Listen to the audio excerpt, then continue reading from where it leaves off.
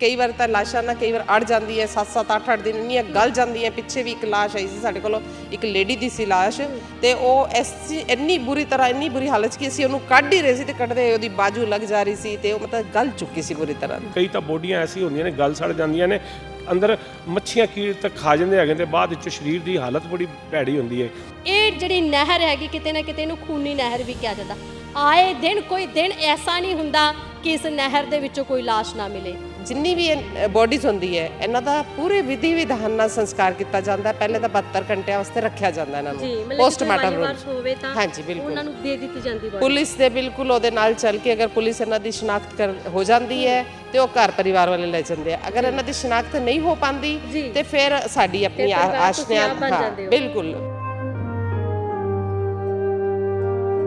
ਤੇ ਸਭ ਤੋਂ ਵੱਡਾ ਦੁਰਭਾਗਿਆਪੂਰਨ ਸਾਡੀ ਇਹ ਗੱਲ ਹੈ ਕਿ ਇਹ ਛਲਾਂਗਾ ਕਿਉਂ ਲਾਉਂਦੇ ਆ, ਕਿਉਂ ਸੁਸਾਈਡ ਕਰਦੇ ਆ। ਜ਼ਿੰਦਗੀ ਮੌਤ ਨਾ ਬਣ ਜਾਏ ਸੰਭਾਲੋ ਯਾਰੋ, ਕਿ ਇਸ ਜ਼ਿੰਦਗੀ ਨੂੰ ਸੰਭਾਲੋ। ਈਸ਼ਵਰ ਨੇ ਬੜੀ ਸੋਹਣੀ ਪ੍ਰਤਿਮਾ ਬਣਾ ਕੇ ਤੁਹਾਨੂੰ ਇਸ ਸੰਸਾਰ ਵਿੱਚ ਭੇਜਿਆ ਹੈਗਾ, ਇਸ ਧਰਤੀ ਮਾਤਾ ਤੇ ਭੇਜਿਆ ਹੈਗਾ ਤੇ ਇਹਨੂੰ ਤੁਸੀਂ ਇੱਕ ਸੈਕਿੰਡ 'ਚ ਤੁਸੀਂ ਮੁੱਲ ਲਾਉਂਦੇ ਹੋ। ਅਗਰ ਮੰਨ ਲਓ ਉਹਦੇ ਹੱਥ ਦੇ ਉੱਤੇ ਕੋਈ ਨਾਮ ਲਿਖਿਆ ਹੋਇਆ ਜਾਂ ਉਹਦੀ ਪਹਿਚਾਣ ਦੇ ਉੱਤੇ ਕੋਈ ਕ੍ਰਿਸਚਨ ਆ ਗਿਆ, ਫਿਰ ਉਹਨਾਂ ਨੂੰ ਉਹਨਾਂ ਦੇ ਕਬਰਿਸਤਾਨ ਦੇ ਵਿੱਚ ਜਾ ਕੇ ਅਸੀਂ ਦਬਾਨੇ ਵੀ ਹੈਗੇ। ਕਿ ਇਹ ਸਾਈਡਾਂ ਦੇ ਉੱਤੇ ਸ਼ਾਮ ਹੁੰਦਾ ਹੈਗਾ, ਕੋਈ ਅਮੀਰ ਹੁੰਦੇ ਨੇ ਉਹ ਆਪਣੇ ਕਾਰਾਂ ਦੇ ਵਿੱਚ ਤੇ ਸਾਈਡਾਂ ਤੇ ਖੜੀ ਕਰਕੇ ਸ਼ਰਾਬ ਪੀਣ ਲੱਗ ਜਾਂਦੇ ਨੇ। ਕਈ ਵੈਸੇ ਵੀ ਗੰਦੇ ਨਸ਼ੇ ਕਰਦੇ ਰਹਿੰਦੇ ਨੇ। ਉਹ ਨਸ਼ੇ ਦੇ ਹਾਲਤ ਦੇ ਵਿੱਚ ਉਹਨਾਂ ਨੂੰ ਆਪਣੀ ਸੁੱਧ ਬੁੱਧ ਨਹੀਂ ਹੁੰਦੀ ਕਿ ਕੀ ਹੈਗਾ ਅੱਗੇ ਕੀ ਨਹੀਂ ਹੈਗਾ, ਕਿੰਨਾ ਪਾਣੀ ਡੂੰਘਾ ਹੈਗਾ ਕਿੰਨਾ ਪਾਣੀ ਡੂੰਘਾ ਨਹੀਂ ਹੈਗਾ। ਉਹ ਅੱਗੇ ਕਦਮ ਵਧਾਉਂਦੇ ਨੇ, ਉਹ ਡਿੱਗ ਜਾਂਦੇ ਨੇ, ਹਾਦਸੇ ਦੇ ਸ਼ਿਕਾਰ ਹੋ ਜਾਂਦੇ ਨੇ। ਭੈਣ ਨੂੰ ਹੁੰਦਾ ਮੇਰਾ ਭਰਾ ਨਹੀਂ ਆਇਆ, ਮਾਂ ਨੂੰ ਹੁੰਦਾ ਮੇਰਾ ਪੁੱਤਰ ਨਹੀਂ ਆਇਆ, ਪਿਓ ਨੂੰ ਵੀ ਹੁੰਦਾ। ਕਈ ਐਸੇ ਜੈਂਟਸ ਵੀ ਹੈਗੇ ਨੇ ਜਿਹੜੇ ਮਰ ਜਾਂਦੇ ਨੇ, ਫਿਰ ਉਹਨਾਂ ਦੇ ਬੱਚੇ ਘਰ ਇੰਤਜ਼ਾਰ ਕਰਦੇ ਨੇ। ਉਹਨਾਂ ਦਾ ਸਾਰਾ ਜੀਵਨ ਹੀ, ਜਿਹੜੇ ਮਰ ਗਏ ਉਹ ਤਾਂ ਮਰ ਗਏ, ਜਿਹੜੇ ਬਾਕੀ ਬਚ ਜਾਂਦੇ ਨੇ ਨਾ ਉਹ ਵੀ ਮਰੇ ਸਮਾਨ ਹੁੰਦੇ ਹੈਗੇ ਨੇ। ਨਹਿਰਾਂ ਜਿਹੜੀਆਂ ਬਣਾਈਆਂ ਨੇ ਸਿੰਚਾਈ ਦਾ ਸਾਧਨ ਹੈਗਾ ਤੇ ਇਹ ਖਾਲੀ ਖੇਡ ਦਾ ਸਾਧਨ ਬਣਾ ਕੇ ਨਹਾਉਣ ਲੱਗ ਜਾਂਦੇ ਨੇ।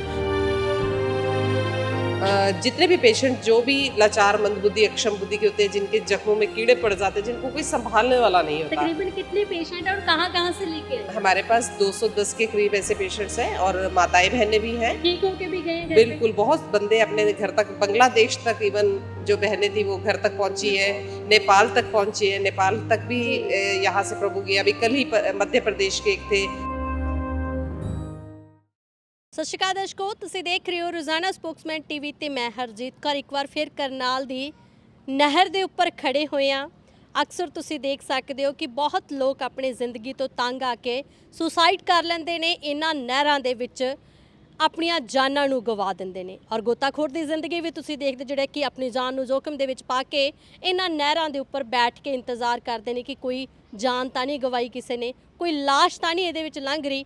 ਤਾਂ ਅੱਜ ਇੱਕ ਐਸੇ ਹੀ ਗੋਤਾਖੋਰ ਦੀ ਜ਼ਿੰਦਗੀ ਤੁਹਾਡੇ ਅੱਗੇ ਲੈ ਕੇ ਆਏ ਹਾਂ ਵੀ ਉਹ ਭੈਣ ਅਨੂ ਜੀ ਨੇ, ਜਿਹੜੀ ਕਿ ਇੱਕ ਲੇਡੀਜ਼ ਹੋ ਕੇ ਗੋਤਾਖੋਰ ਦਾ ਕੰਮ ਕਰਦੇ ਨੇ, ਕਈ ਲੋਕਾਂ ਦੀਆਂ ਜਾਨਾਂ ਬਚਾਉਂਦੇ ਨੇ ਤੇ ਕਈਆਂ ਦੀਆਂ ਲਾਸ਼ਾਂ ਵੀ ਇਸ ਨਹਿਰ ਦੇ ਵਿੱਚੋਂ ਕੱਢਦੇ ਨੇ। ਇਹ ਨਹਿਰ ਤੁਸੀਂ ਦੇਖ ਸਕਦੇ ਹੋ ਕਿੰਨਾ ਜ਼ਿਆਦਾ ਤੇਜ਼ ਵਹਾਅ ਆ ਔਰ ਇਹ ਜਿਹੜੀ ਨਹਿਰ ਹੈਗੀ ਕਿਤੇ ਨਾ ਕਿਤੇ ਇਹਨੂੰ ਖੂਨੀ ਨਹਿਰ ਵੀ ਕਿਹਾ ਜਾਂਦਾ।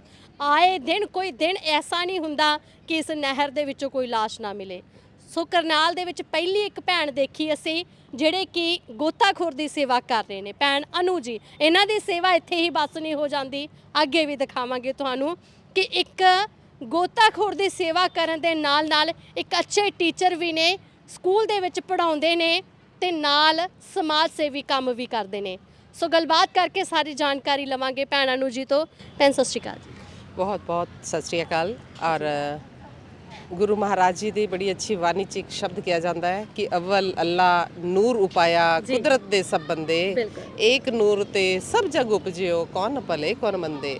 ਆਪੇ ਹਰ ਇੱਕ ਰੰਗ ਹੈ ਆਪੇ ਬਹੁ ਰੰਗੀ, जो तिस पावे नानका साही गल चंगी। मेरे गुरु नानक देव जी, मेरे गुरु गोबिंद सिंह जी, गुरु गोबिंद सिंह जी को मैं बहुत अच्छे से, और गुरु नानक देव जी हमारे एक प्रिय रहे हुए हैं बहुत ज़्यादा। और गुरु गोबिंद सिंह जी बड़े वीरता नाल अपना जीवन उन्होंने बिताया ਤੇ ਉਹਨਾਂ ਨੇ ਦੇਸ਼ਾਂ ਵਾਸਤੇ ਬੜੀਆਂ ਕੁਰਬਾਨੀਆਂ ਵੀ ਦਿੱਤੀਆਂ ਤੇ ਉਹਨਾਂ ਦੇ ਜੀਵਨ ਤੋਂ ਅਸੀਂ ਬਹੁਤ ਕੁਝ ਸਿੱਖਦੇ ਆ।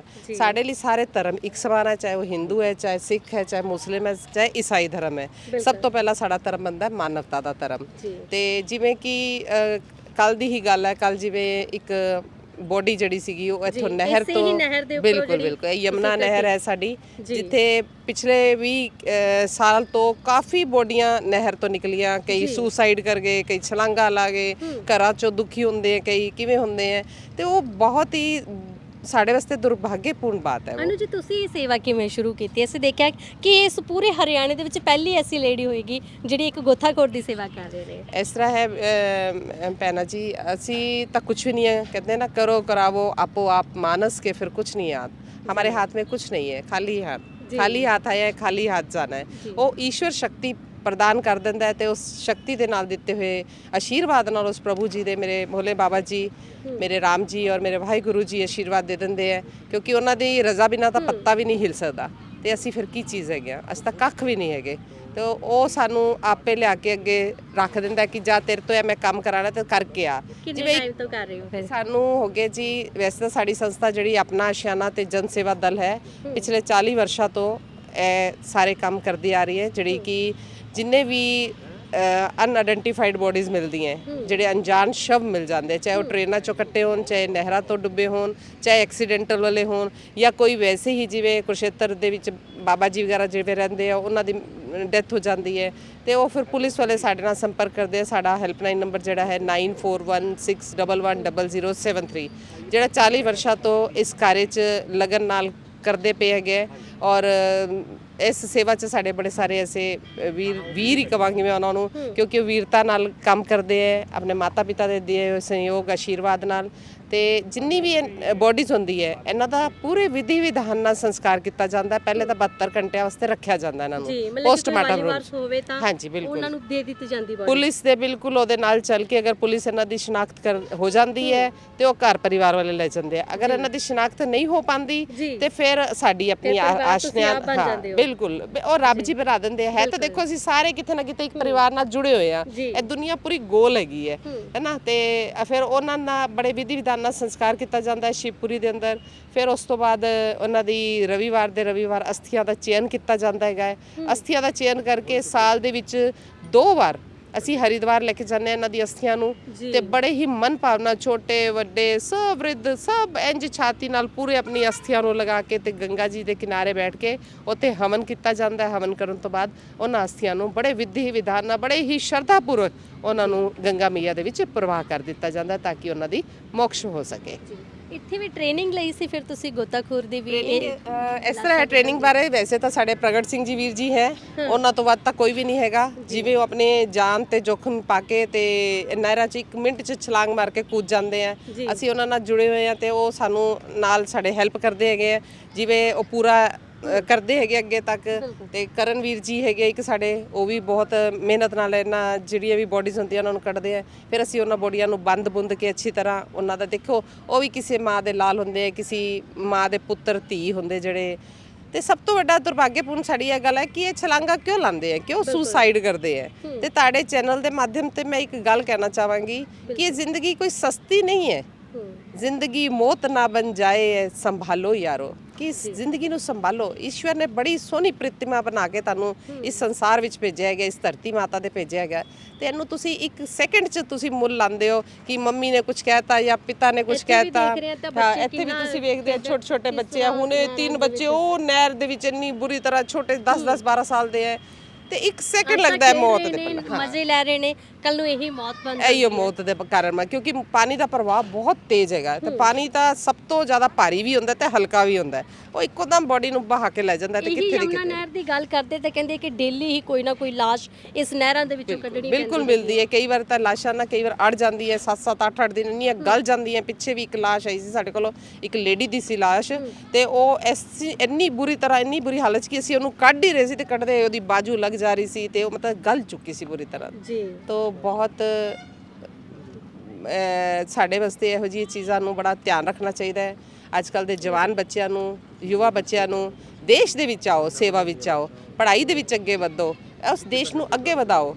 ਲੇਕਿਨ ਸੁਸਾਈਡ ਕਰਨਾ ਕਿਸੇ ਗੱਲ ਦਾ ਕੋਈ ਹੱਲ ਨਹੀਂ ਹੁੰਦਾ। ਲਾਸ਼ਾਂ ਕੱਢਣੀਆਂ ਤਾਂ ਬਹੁਤ ਮੁਸ਼ਕਿਲ ਹੁੰਦਾ ਹੋਏਗਾ, ਕਈ ਵਾਰੀ ਕਈ ਕੰਡੀਸ਼ਨ ਇਹੋ ਜਿਹੀ ਹੁੰਦੀ ਆ ਕਿ ਦੇਖਣ ਯੋਗ ਵੀ ਨਹੀਂ ਹੁੰਦੀਆਂ, ਫਿਰ ਉਹਨਾਂ ਨੂੰ ਵੀ ਤੁਸੀਂ ਆਪ ਬਿਲਕੁਲ ਜੀ, ਨਹੀਂ ਸਾਡੇ ਨਾਲ ਸਹਿਯੋਗੀ ਸਾਡੇ ਮੇਰੇ ਆਪਣੇ ਸਾਡੇ ਹੈਗੇ ਜਿਹੜੇ ਸੰਸਥਾ ਦੇ ਪ੍ਰਧਾਨ ਜੀ ਹੈਗੇ, ਰਾਜਕੁਮਾਰ ਜੀ ਜਿਹੜੇ 40 ਵਰਸ਼ਾਂ ਤੋਂ ਇਸ ਸੇਵਾ ਕਾਰਜ ਤੋਂ ਲੱਗੇ ਹੋਏ ਆ। ਇਹਨਾਂ ਦੇ ਸਹਿਯੋਗ ਤੋਂ ਬਿਨਾਂ ਤਾਂ ਦੇਖੋ ਕੋਈ ਵੀ ਅੱਗੇ ਨਹੀਂ ਜਾ ਸਕਦਾ, ਕਮ ਸੇ ਕਮ ਇੱਕ ਲੇਡੀ ਤਾਂ ਅੱਗੇ ਨਹੀਂ ਜਾ ਸਕਦੀ, ਲੇਕਿਨ ਇਹਨਾਂ ਦਾ ਪੂਰਾ ਸਹਿਯੋਗ ਰਹਿੰਦਾ। ਸਾਡੇ ਚਰਨਜੀਤ ਬਾਲੀ ਜੀ ਹੈਗੇ ਆ, ਹੋਰ ਵੀ ਸਾਡੇ ਕਈ ਸੇਵਾਦਾਰ ਹੈ ਜਿਹੜੇ ਇਸ ਸੇਵਾ ਕਾਰਜ ਨੂੰ ਬਹੁਤ, ਦੇਖੋ ਇੱਕ ਹੁੰਦਾ ਹੈ ਪਰਦੇ ਦੇ ਅੱਗੇ ਆਉਣਾ, ਇੱਕ ਹੁੰਦਾ ਪਰਦੇ ਦੇ ਪਿੱਛੋਂ ਵੀ ਕੰਮ ਕਰਨਾ, ਤੇ ਐਸੇ ਕਈ ਸੇਵਾਦਾਰ ਜਿਹੜੇ ਪਰਦੇ ਤੋਂ ਪਿੱਛੋਂ ਵੀ ਕੰਮ ਕਰਦੇ ਆ, ਲੇਕਿਨ ਇਹ ਅੱਗੇ ਵੱਧ ਕੇ ਬਿਨਾਂ ਨਿਡਰ ਨਿਰਭੈ ਹੋकर ਆਉਂਦਾ ਨਾ ਸਾਡਾ ਆਪਣੀ ਸਾਡੀ ਬਾਣੀ ਚ ਆਉਂਦੀ ਹੈ ਬੜੀ ਕਿ ਨਿਰਭੈ ਨਿਰਭਉ ਹੈ, ਤੇ ਨਿਰਭੈ ਹੋ ਕੇ ਨਿਰਭਰ ਹੋ ਕੇ ਅਸੀਂ ਅੱਗੇ ਵੱਧ ਜਾਂਦੇ ਹਾਂ। ਬਸ ਮਹਾਰਾਜ ਜੀ ਦੇ ਦਿੱਤੇ ਉਹ ਫਿਰ ਆਪਣੇ ਆਪ ਸ਼ਕਤੀ ਦੇ ਦਿੰਦਾ ਤੇ ਆਪਣੇ ਆਪ ਸਾਰੇ ਕੰਮ ਆਪਣੇ ਆਪ ਕਾਰਜ ਹੁੰਦੇ ਰਹਿੰਦੇ। ਇਹ ਸੋਚ ਕੇ ਵੀ ਕੀਤੀ ਗਈ ਸੀ ਕਿਉਂਕਿ ਜਦੋਂ ਆਪਾਂ ਲੇਡੀਜ਼ ਦੀ ਗੱਲ ਕਰਦੇ ਹਾਂ,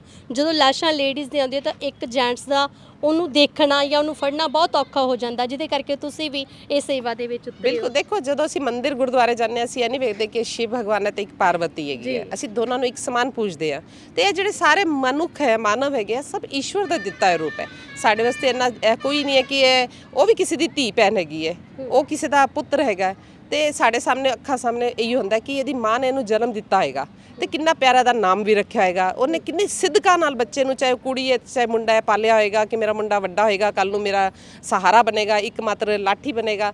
ਲੇਕਿਨ ਜਦੋਂ ਇਹ ਚੀਜ਼ ਹੋ ਜਾਂਦੀ ਹੈ ਸਾਡੇ ਮਨ ਦੇ ਅੰਦਰ ਆਉਂਦਾ ਹੈ, ਉਹ ਚੀਜ਼ਾਂ ਸਾਰੀਆਂ ਸਾਡੇ ਅੰਦਰ ਆਉਂਦੀਆਂ ਕਿ ਨਹੀਂ ਵੀ ਚੱਲ ਵੀ ਇਹਨੂੰ ਕਿਸੇ ਤਰ੍ਹਾਂ ਅੱਛੀ ਤਰ੍ਹਾਂ ਆਪਣੇ ਇੱਕ ਬੰਦੇ ਦੀ ਮਾਨੁਖ ਦੀ ਮਨੁੱਖ ਨੂੰ ਵੇਖਦੇ ਹੋਏ ਤੇ ਰੱਬ ਜੀ ਨੂੰ ਵੇਖਦੇ ਹੋਏ, ਤੇ ਇਹ ਸੇਵਾ ਤਾਂ ਈਸ਼ਵਰ ਦੀ ਦਿੱਤੀ ਹੈ। ਜਿਹੜੀਆਂ ਲਾਸ਼ਾਂ ਤੁਸੀਂ ਨਹਿਰਾਂ ਚੋਂ ਕੱਢ ਚੁੱਕੇ ਹੋ, ਬਹੁਤ ਸਾਰੀਆਂ ਹੋ ਗਈ ਹੈ, ਦੇਖੋ ਸੈਂਕੜੋਂ ਤੋਂ ਜ਼ਿਆਦਾ ਹੀ ਹੈ, ਹਜ਼ਾਰਾਂ ਤੋਂ ਜ਼ਿਆਦਾ ਹੀ ਹੈ ਵੈਸੇ ਤਾਂ, ਲੇਕਿਨ ਉਹ ਮਾਲਿਕ ਕਰਨ ਕਰਾਵਲ ਵਾਲਾ ਹੈ।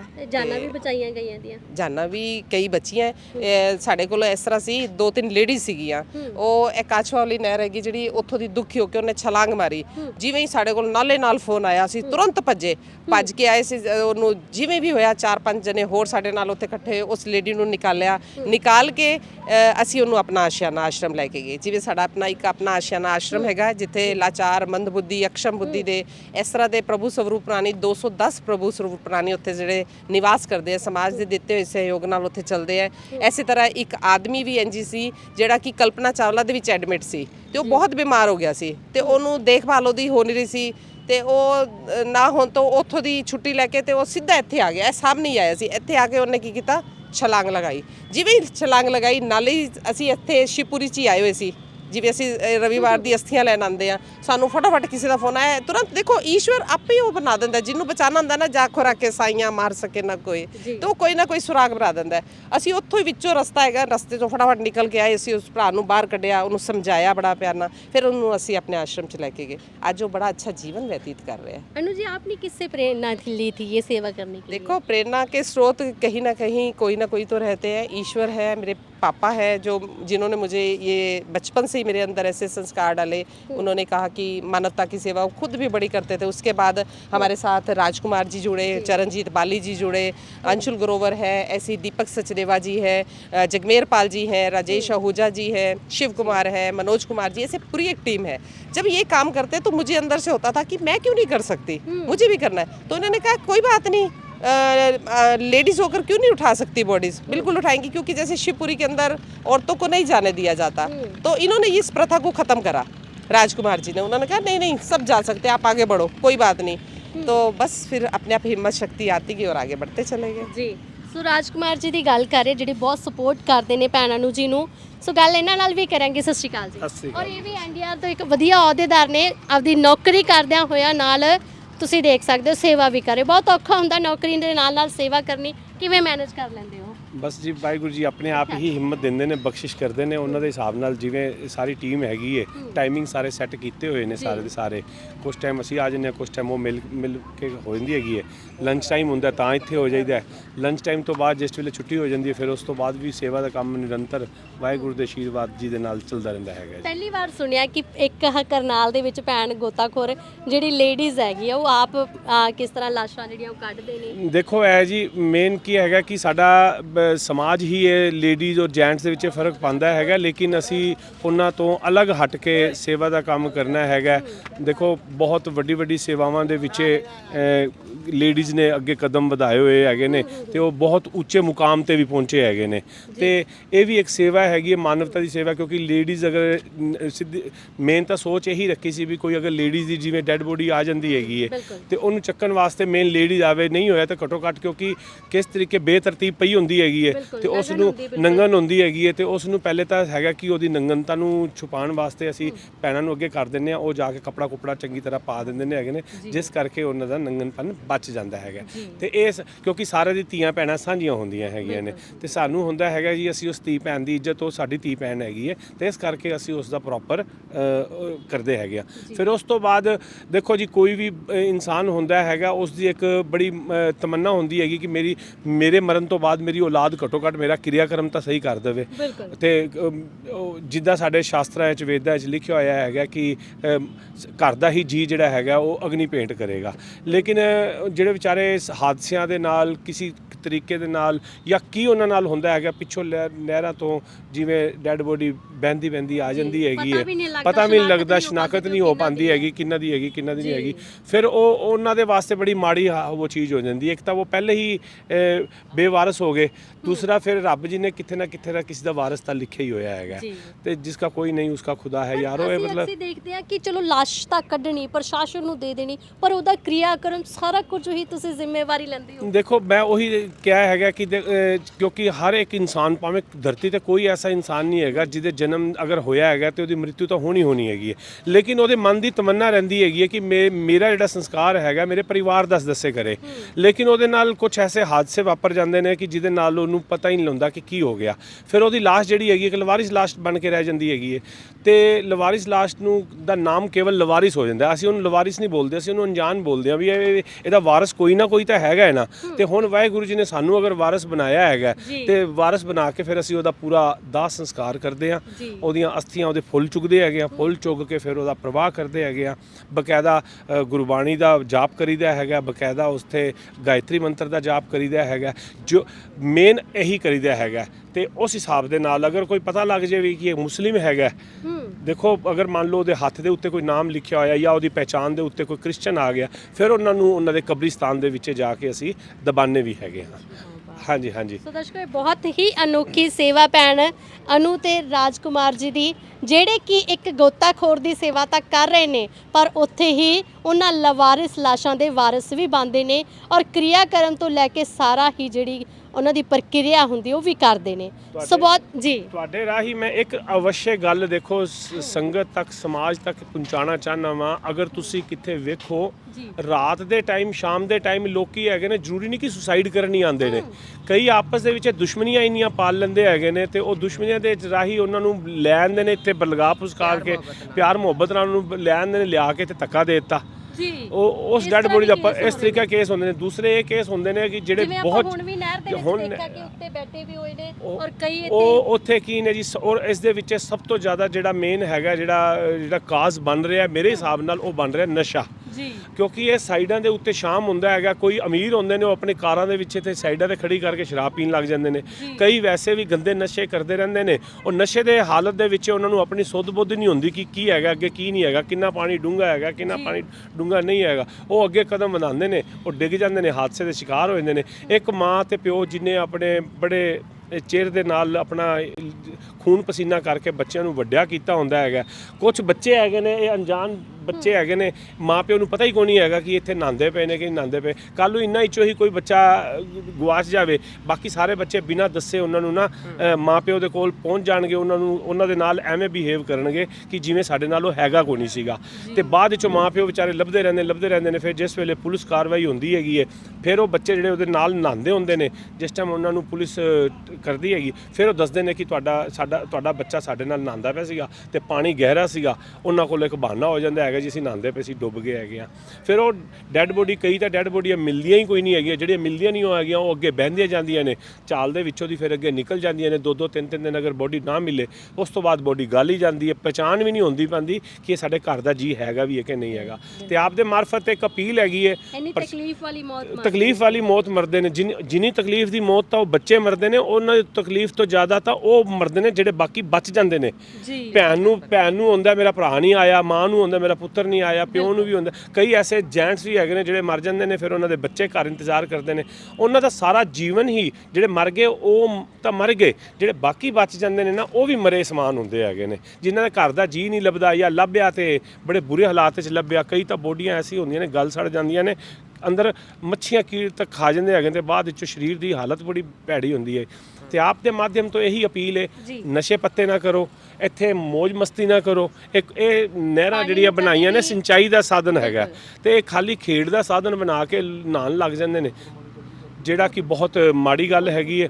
ਤੇ ਇਸ ਕਰਕੇ ਆਪ ਦੇ ਮਾਧਿਅਮ ਤੋਂ ਇਹੀ ਅਪੀਲ ਹੈ, ਮਾਂ ਪਿਓ ਨੂੰ ਵੀ ਧਿਆਨ ਰੱਖਣਾ ਚਾਹੀਦਾ ਤੇ ਬੱਚਿਆਂ ਨੂੰ ਵੀ। ਮਾਂ ਪਿਓ ਤਾਂ ਵਿਚਾਰੇ ਹੁਣ ਕਮਾਨ ਚਲੇ ਗਏ, ਬੱਚਿਆਂ ਨੂੰ ਬੱਚੇ ਜਿਹੜੇ ਹੈਗੇ ਨੇ ਉਹ ਮਸਤੀ ਮਾਰਨ ਦੇ ਮੂਡ ਦੇ ਵਿੱਚ ਇੱਥੇ ਆ ਜਾਂਦੇ ਨੇ, ਨਾਲ ਲੱਗ ਜਾਂਦੇ ਨੇ, ਜਿਨ੍ਹਾਂ ਨੂੰ ਇਹ ਨਹੀਂ ਪਤਾ ਹੁੰਦਾ ਕਿ ਅੱਗੇ ਕਿਹੜਾ ਹਾਦਸਾ ਵਾਪਰ ਗਿਆ ਹੈ। ਅਨੂ ਜੀ, ਮੈਂ ਤੁਹਾਡੇ ਤੋਂ ਵੀ ਜਾਣਨਾ ਚਾਹੁੰਦੀ, ਕਦੇ ਜਾਨ जोखिम ਦੇ ਵਿੱਚ ਨਹੀਂ ਪਈ ਇਹ ਕੰਮ ਕਰਦਿਆਂ ਹੋਇਆ?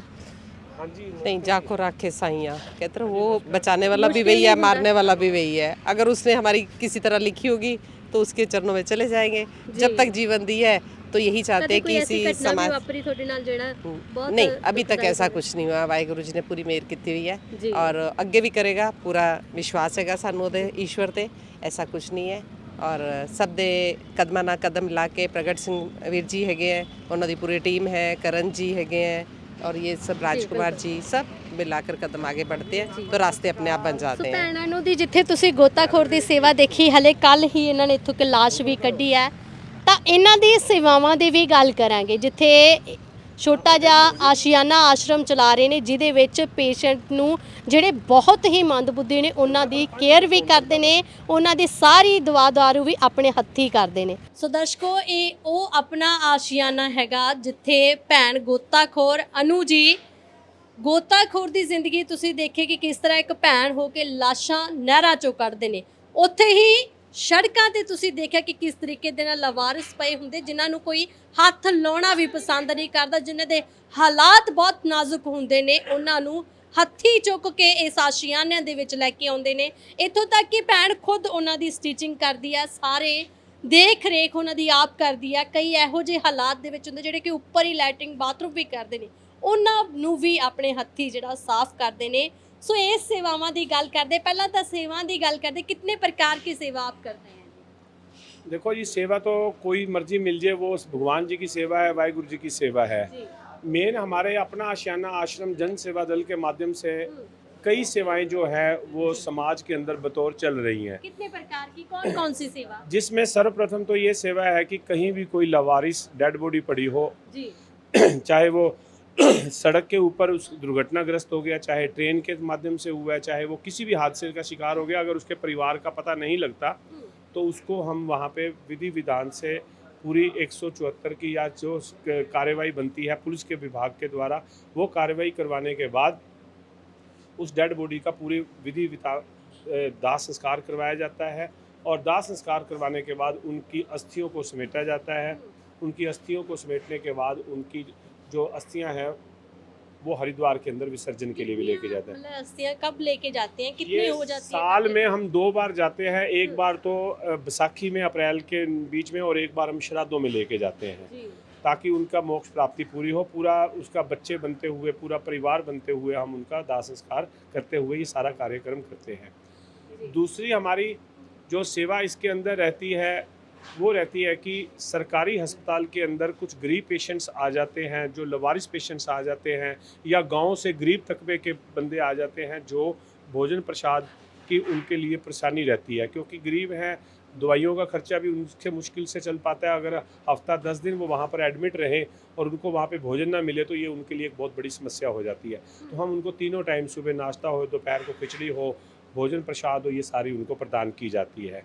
तीसरा हमारी सेवाएं इसके अंदर ये रहती है कि जैसे कोई सड़क के ऊपर मंदबुद्धि अपने घर से बिछुड़ गया है, लवारिस हो गया है, या सरकारी अस्पतालों में एडमिट है और उसकी डॉक्टरों ने छुट्टी कर दी है और वो अपने परिवार के बारे में नहीं बता पा रहा है, या वो सड़कों के ऊपर पुलिस को या सोशल बंदों को आस पड़ोस में कहीं मिल जाता है, किसी आम नागरिकों को मिलता है और वो अपने परिवार के बारे में नहीं बता पाता है, तो उनको भी वो पुलिस के माध्यम से, समाज के माध्यम से उनको एक आश्रम बनाया हुआ है जिसका नाम हमने रखा हुआ है अपना आशियाना आश्रम। ये उन लोगों का ही है जो लोग अपने घरों से बिछड़ के आते हैं, कल को वो ये ना कहें कि हमारा सिर पे छत नहीं है, वो खुद फ़ख्र से कह सकते हैं कि हमारा अपना घर है, हमारा अपना आश्रम है, हमारा अपना है। हमने ये भी सुना है कि आप नेत्र भी दान कर देते हैं, यहाँ तक कि बॉडी भी आपने डोनेट करने की सेवा भी की है। देखिए, इसके अलावा हमारी जो सेवा ये रहती है कि सबसे सर्वप्रथम हमने स्टार्ट किया बॉडी डोनेशन से, और बॉडी डोनेशन में भी ये होता है कि चैरिटी बिगन एट होम, घर से ही शुरुआत होती है। तो सर्वप्रथम हमने काफ़ी समय पहले, आज से 15 साल पहले हमारे दादा ग्रैंडफादर की भी डेथ हुई थी, तब मन के अंदर संस्कार आए कि और विचार आया कि हमने इनकी डेड बॉडी को जलाना नहीं है, ये किसी के काम आ सकती है। तो फिर वो हमने श्री श्याम लाल जी की बॉडी को पीजीआई चंडीगढ़ के अंदर डोनेट की थी। बॉडी कैसे डोनेट करके वो काम आ सकती है? वो देखिए, ऐसा है, अगर किसी ने मैकेनिक बनना है, किसी भी चीज़ का मैकेनिक बनना है, चाहे वो अगर मोटरसाइकिल का मैकेनिक बनना है तो उसको मोटरसाइकिल रिपेयर के लिए चाहिए, मोबाइल का मैकेनिक बनना है तो उसको मोबाइल चाहिए रिपेयर करने के लिए। ऐसे ही ये जो डॉक्टर्स होते हैं ये हमारे बॉडी के एक मैकेनिक होते हैं, भगवान का रूप होते हैं। वो जब तक हमारे बॉडी के पार्ट्स के बारे में उनको ज्ञान नहीं होएगा तो वो आधे अधूरे डॉक्टर बनेंगे। आधे अधूरे डॉक्टर बनेंगे तो इसका मतलब ये है कि वो इलाज पूरा नहीं कर पाएंगे। तो उनको वो किताबी नॉलेज के साथ साथ उनको बॉडी की नॉलेज भी होनी चाहिए। तो बॉडी के लिए जब तक कोई बंदा बॉडी अपनी डोनेट नहीं करेगा वो डॉक्टर नहीं बन पाएंगे। तो फिर उस और अनादि काल से प्रथा चलती आ रही है कि इंसान ही इंसान के काम आना चाहिए, क्योंकि वाणी के अंदर बड़े प्यारे शब्द आते हैं कि नरु मरे नर काम ना आवे, पशु मरे 10 काज सवारे। तो जबकि नर मरने के बाद कोई काम नहीं, लेकिन नर बड़ा काम आता है। तो ऐसे ही हमारी बॉडी के पूरे स्ट्रक्चर में से एनाटॉमी डिपार्टमेंट के डॉक्टर्स उसकी पूरी बॉडी की पूरी डिटेल स्टडी करते हैं, फिर वो एक अच्छे डॉक्टर बनते हैं। डॉक्टर बनने के बाद वो फिर आगे लोगों का इलाज करते हैं। तो ये एक बॉडी डोनेशन का पार्ट होता है। और अनु जी ने भी अपने मतलब कि परिवार की एक बॉडी डोनेट की थी। बिल्कुल बिल्कुल, हमारे ताऊ जी हैं बड़े, जिनकी बॉडी डोनेट हुई थी। क्यों की? लेकिन कहते हैं ना कि कई बार धर्म के अनुसार रीति रिवाज भी होते हैं, जो क्रियाकर्म होता है वो अपने धर्म के अनुसार किए जाते हैं, तो आप में भी ये किया जाता होगा। हमारे लाला अमरनाथ जी जिन्होंने पूरा अपना जीवन सर्वस्व पूरा दान ही कर दिया शुरू से लेकर, जब उनका जीवन था तब भी वो मानवता की सेवा करते थे और मरने के बाद भी उन्होंने वो सेवा करके गए। और ये हमारे लिए फक्र की बात है, हम बहुत गर्व महसूस करते हैं कि उन्होंने अपनी लोगों ने आप पे टिप्पणियां भी की होगी इसके अलावा कि आपने देखो, तो बॉडी दान कर दी। जहाँ फूल है वहाँ कांटे तो होते ही है जी। अगर कांटे ना होते तो फूलों की हिफाजत कौन करता। अनु जी, आप मतलब कि जॉब कर रही है तो कैसे टाइम निकालती है सेवा के लिए? अगर देखा जाए तो एक पर्दा होता, फिर भी जेंट्स की भी खुद ही कह सकते हैं ना, मलहम पट्टी वो सब कुछ आप ही करते हैं। हमारे लिए यहाँ पर सब धर्म सब एक समान है। हमारे यहाँ हिंदू, मुस्लिम, सिख, ईसाई सब धर्म के यहाँ व्यक्ति निवास करते हैं यहाँ पर। कौन से पेशेंट को आप यहाँ पे लेके आते हैं? जितने भी पेशेंट जो भी लाचार, मंदबुद्धि, अक्षम बुद्धि के होते हैं, जिनके जख्मों में कीड़े पड़ जाते हैं, जिनको कोई संभालने वाला नहीं होता। तकरीबन कितने पेशेंट और कहाँ से लेके आए? हमारे पास 210 के करीब ऐसे पेशेंट्स हैं और माताएं बहनें भी हैं। ठीक होके भी गए हैं घर पे? बिल्कुल, बहुत बंदे अपने घर तक, बांग्लादेश तक, इवन जो बहनें थी वो घर तक पहुंची है, नेपाल तक पहुंची है। नेपाल तक भी यहाँ से प्रभु गए। अभी कल ही मध्य प्रदेश के एक थे, वो अपने घर गए हैं। तो इस तरह से कलकत्ता में गए हैं, गुजरात में गई है। तो इस तरह से बहुत सारे, जब ये अपने घरों में, परिवारों में। ये जो तस्वीरें लगी हुई हैं, मतलब कि ऐसे पेशेंट आप लेके आए थे और उनको इतना ठीक करके भेजा आपने?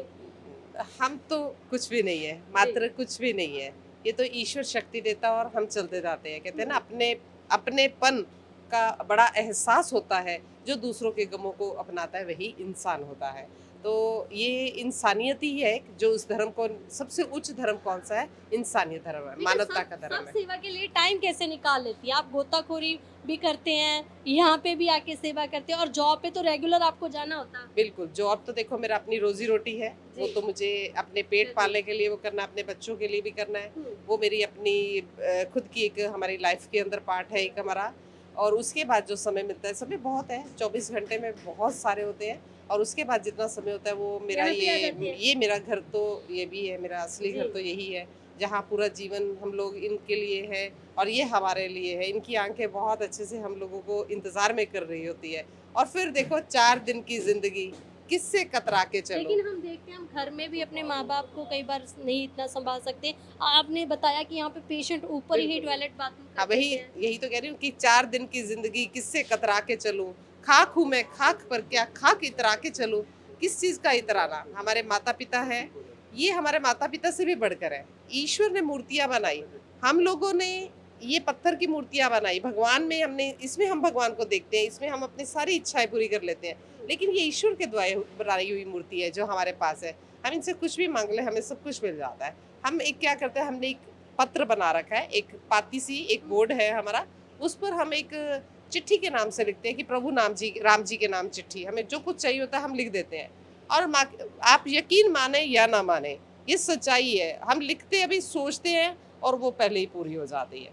तो ये ईश्वर का दिया हुआ आप है सब कुछ। कैसी मतलब कि कह सकते हैं उनको प्यार करते हैं कि वो ठीक हो जाता है। बिल्कुल, देखो कहते रही हूँ कुछ शफ़ा ईश्वर दे देते हैं और वो इनके लिए ही देते हैं क्योंकि ईश्वर के बंदे हैं। ईश्वर ही कहता है जाओ मेरे बंदों को ठीक कर कर आओ, और वही शक्ति परेशानी नहीं देता होती इन पेशेंट से कभी भी। है। इनसे बहुत प्यार है हमें, जी। सच मायने कैसे में बहुत लगाव प्यार है। करते हैं आप इनसे? इनके साथ बहुत एक भाई के बेटे के समान, बेटी के समान, माता-पिता के समान। देखो वो हमारे लिए एक आदरणीय एक प्रभु है। ईश्वर को जैसे हम पूजते हैं, हम इनको ईश्वर से भी बढ़कर पूजते हैं। जी, इतना प्यार करते हैं इनसे। जी, बिल्कुल, बहुत प्यार करते हैं हम ਦਰਸ਼ਕੋ इन्हें। ਇਹ ਸਨ ਸਾਡੇ ਨਾਲ ਅਨੂ ਤੇ ਰਾਜਕੁਮਾਰ ਜੀ ਜਿਹੜੇ ਤੁਸੀਂ ਦੇਖ ਸਕਦੇ ਹੋ ਆਪਣਾ ਆਸ਼ੀਆਨਾ ਆਸ਼ਰਮ ਚਲਾ ਰਹੇ ਨੇ। ਤਕਰੀਬਨ ਕਹਿੰਦੇ ਕਿ 40 ਸਾਲ ਤੋਂ ਉੱਪਰ ਹੋ ਚੁੱਕੇ ਨੇ ਇਸ ਆਸ਼ੀਆਨੇ ਨੂੰ ਚੱਲਦਿਆਂ ਹੋਇਆਂ। ਤਾਂ ਕਈ ਇਹੋ ਜਿਹੇ ਪੇਸ਼ੈਂਟ ਠੀਕ ਕਰਕੇ ਵੀ ਭੇਜੇ ਨੇ। ਤਾਂ ਇੱਥੇ ਤੁਸੀਂ ਦੇਖ ਵੀ ਸਕਦੇ ਕਿਸ ਤਰੀਕੇ ਦੇ ਪੇਸ਼ੈਂਟ ਆ, ਕਿੰਨੇ ਮੰਦਬੁੱਧੀ ਨੇ, ਕੀ ਹਾਲਾਤ ਨੇ ਜਿਹੜੇ ਕਿ ਅੱਜ ਬੜੇ ਵਧੀਆ ਤਰੀਕੇ ਦੇ ਨਾਲ ਉਹਨਾਂ ਨੂੰ ਇੱਥੇ ਜਿਹੜਾ ਖਾਣਾ ਪਾਣੀ ਤਾਂ ਪ੍ਰੋਵਾਈਡ ਕਰਵਾਇਆ ਜਾਂਦਾ, ਨਾਲ ਉਹਨਾਂ ਦੀ ਸੇਵਾਵਾਂ ਕਰਕੇ ਉਹਨਾਂ ਨੂੰ ਠੀਕ ਵੀ ਕੀਤਾ ਗਿਆ। ਕੁਝ ਹੱਦ ਤੱਕ ਬੱਚੇ ਆ ਜਿਹੜੇ ਪਰਿਵਾਰ ਸੀਗੇ ਉਹ ਘਰ ਵੀ ਭੇਜ ਦਿੱਤੇ ਗਏ। ਸੋ ਜੁੜੇ ਰਹੋ ਰੋਜ਼ਾਨਾ ਸਪੋਕਸਮੈਨ ਦੇ ਨਾਲ, ਇਦਾਂ ਦੀਆਂ ਸੇਵਾਵਾਂ ਤੁਹਾਡੇ ਰੂਬਰੂ ਕਰਵਾਉਂਦੇ ਰਾਂਗੇ। ਤਦ ਤੱਕ ਲਈ ਇਜਾਜ਼ਤ ਦਿਓ, ਧੰਨਵਾਦ।